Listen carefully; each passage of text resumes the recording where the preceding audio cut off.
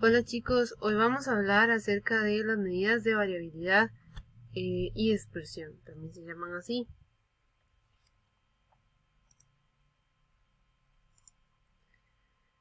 Vamos a estar hablando de la introducción, la importancia de las medidas de variabilidad, qué son las medidas de variabilidad y vamos a estar viendo cómo se hacen, cómo se calculan en Excel.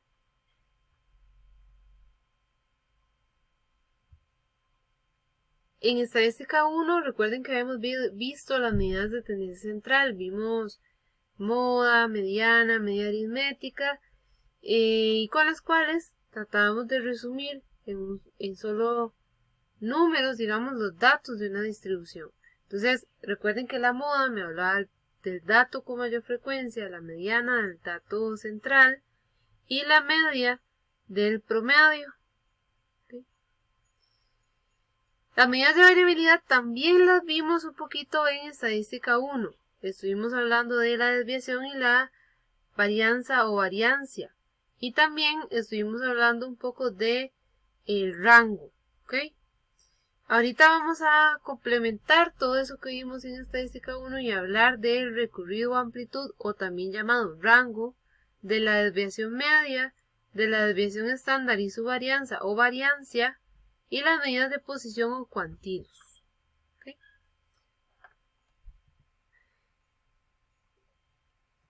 Vamos a ver, cada una de estas medidas tiene su concepto, o sea, ¿qué significan estas medidas? Porque si yo les digo a ustedes qué es la desviación estándar, ustedes van a recordar un poco de lo que vieron el cuatrimestre anterior, mientras que si yo les digo, chicos, ¿qué son cuantilos? ¿Verdad? Tal vez habrán algunos que lo sepan, pero otros no. Entonces, todas estas medidas las podemos ir definiendo.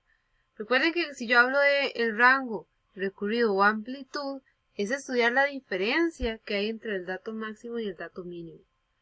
Entonces, por ejemplo, que estamos estudiando las alturas de los estudiantes de estadística 2 y que alguien me diga, profe, yo mido, para no decir los metros, sino, digamos, 175 centímetros, 1,75 centímetros, de 175 centímetros, y que alguien me diga, profe, yo mido 1,60 centímetros, es decir, 160 centímetros.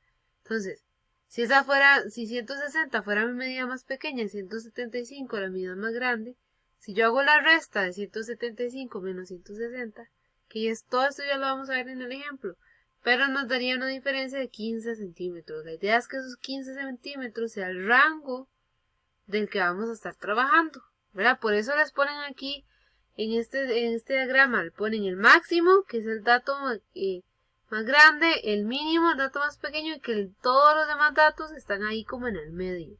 ¿Ok? Y así que se calcula el rango.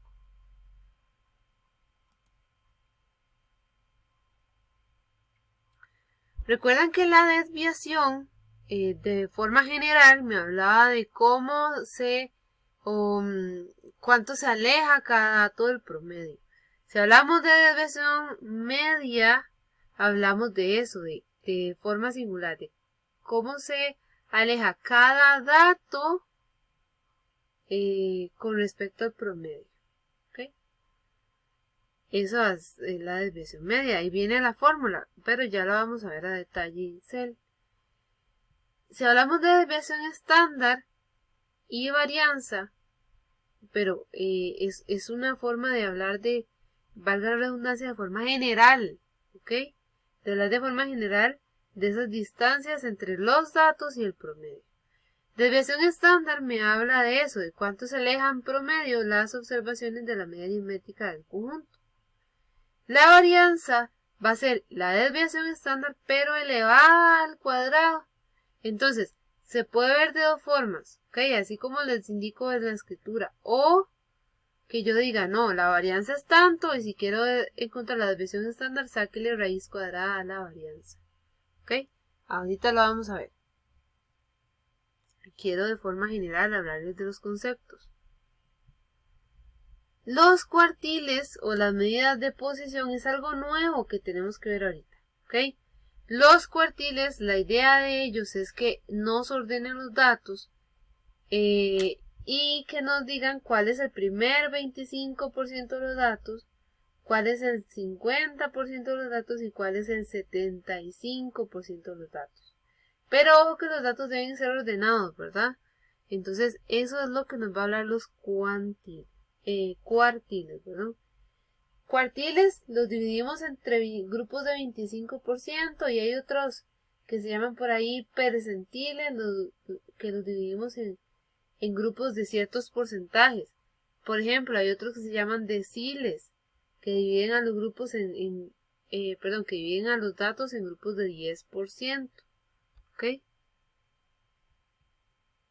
Chicos, es importante, ¿verdad?, hablar de la variabilidad, porque la variabilidad pues es el eje de casi que todas las cosas que nos rodean, ¿verdad? Si no hubiera variabilidad, por ejemplo, en la evolución de las especies, si no hubiera habido variabilidad, nosotros seríamos,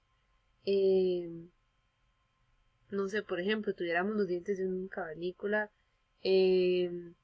tal vez nuestro lenguaje fuera menor al que tenemos ahora, nuestros conocimientos también serían más reducidos, ¿verdad? Estaríamos con especies que tal vez están extintas hoy en día, ¿verdad? Entonces, la variabilidad juega un papel muy importante. Como les digo, las medidas de tendencia central son muy útiles porque nos describen los datos, ¿verdad? Pero es que hay que entender que la variabilidad es donde se presenta, pues, la mayor descripción de los datos. Entonces, eso nos da un panorama descriptivo, completa lo que estamos diciendo acerca de los datos. Entonces, si decimos que los datos están muy centrados en promedio, están muy alejados del promedio, o es que hay uno que, no sé, que el promedio era 50 y nos quedó un dato que medía de 130, ¿verdad? Algo muy alejado, entonces hay que ver, por eso hablamos de todo este tema de variabilidad. Entonces les contaba que en la naturaleza existe variabilidad, por eso les puse la imagen ahí, vean como una mariquita, ¿verdad? Pues un insecto tan pequeño como una mariquita ha ido evolucionando a través del tiempo. Entonces, la evolución, por ejemplo, ha sido en las manchas de sus alas, ¿verdad? Cómo han tenido alas rojas con manchas negras y cómo ha pasado de tener alas negras con manchas rojas. ¿Verdad? ¿Lo ven? Entonces, realmente la variabilidad es un eje fundamental en los fenómenos de la naturaleza, en los fenómenos científicos, en los fenómenos de los que ustedes quieran hablar, sí, porque eso nos da riqueza en los datos, ¿verdad? No hablar de solamente un promedio, solamente la mediana, sino hablar de qué pasa con esos datos. Recuerden que estamos en la parte descriptiva, cómo son los datos, ¿ok? Eso es lo que nos interesa. Y al final eso nos da una herramienta muy importante para luego cuando entremos a estadística inferencial hablar de cómo podemos hacer inferencias estadísticas, ¿verdad? Para tomar decisiones. ¿Ok? Yo les voy a estar comentando cómo se utilizan todas estas medidas en Excel. Entonces, por acá, por ejemplo, el recorrido de amplitud, la vamos a ver acá, que vean que si nosotros tenemos esos datos, 3, 10, 2, 8 y 7, la idea es tomar el dato máximo menos el dato mínimo, es decir, 10 menos 2, y el recorrido nos da 8, ¿verdad? Muy importante no confundirse en el recorrido como el número de datos que tenemos, ¿verdad? Porque a veces suele suceder. El recorrido más bien nos habla de cada una de las unidades que vamos a estudiar, porque vean que desde 2 hasta 10 hay 8 unidades. Pero en estos datos en particular hay solamente 5 datos. ¿Okay? Hay que hacer la diferencia. Recorrido de amplitud se utiliza más que todo cuando tenemos una medida simple de variabilidad. ¿Okay? Muchas veces ha sido utilizado para un control estadístico, como por ejemplo cuando al investigador le hace falta tiempo o cuando el personal no está capacitado para hacer todo un estudio estadístico utilizando las medidas que vamos a ver. Entonces, por eso es muy importante conocerlas, ¿verdad? No solamente quedarse en el recorrido, sino saber las demás medidas. ¿Okay?